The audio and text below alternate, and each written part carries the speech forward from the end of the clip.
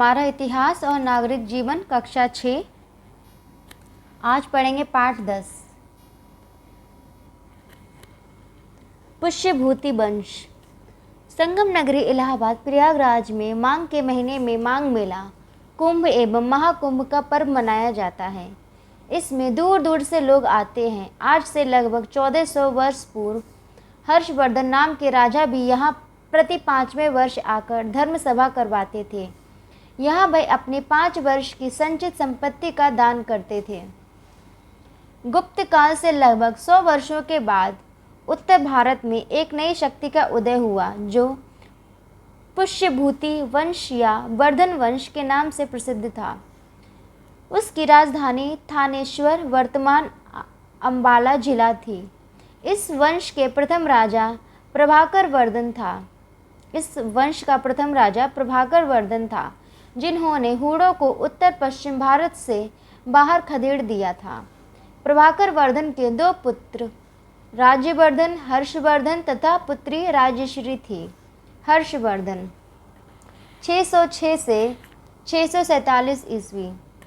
हर्षवर्धन 16 वर्ष की आयु में 606 ईस्वी में गद्दी पर बैठा। हर्ष की प्रारंभिक राजधानी थानेश्वर थी। बाद में उन्होंने कन्नौज को अपनी राजधानी बनाया। हर्षवर्धन स्वयं विद्वान थे तथा वह विद्वानों के आश्रयदाता भी थे।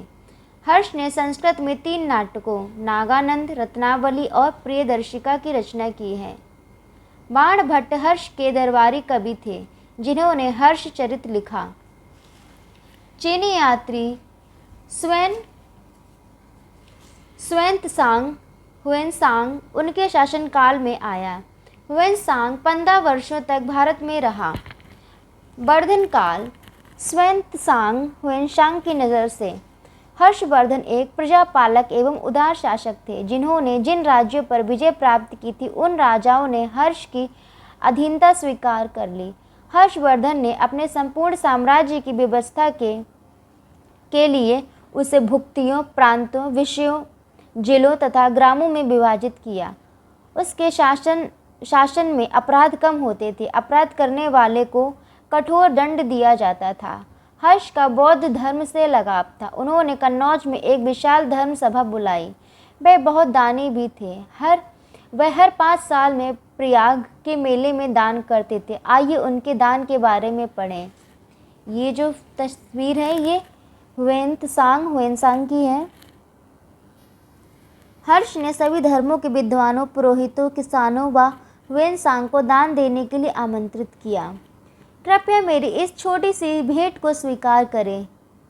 ईश्वर आपके साथ रहे हे हर्ष। जिनको दान दिया ये लोग बोल रहे हैं। हर्ष ने गरीबों को भी आमंत्रित किया। ये गरीब लोग हैं। अंत में सिर्फ एक पुरोहित बचा। ये कृपया माफ़ करें, मेरे पास अब कुछ भी नहीं है सिवाय मेरे कपड़ों के। इस प्रकार प्रत्येक 5 साल में हर्ष अपनी सारी संपत्ति को विद्वानों, पुरोहितों तथा गरीबों में बांट देता। कृपया इसे ग्रहण करें। तो ये कुछ बचा था वो उन्होंने दे दिया। हर्ष आपकी आयु लंबी हो। तो जिन लोगों को ये देते थे वो इनको बोलते थे आपकी आयु लंबी हो। मैंने कई राजा देखे पर हर्ष जैसा नहीं। मैंने कई देश देखे पर भारत जैसा नहीं। भारत वास्तव में महान देश है और इसकी महानता हर्ष जैसे लोगों की वजह से है। नालंदा का विश्व प्रसिद्ध विश्वविद्यालय हर्ष के राज्य में था।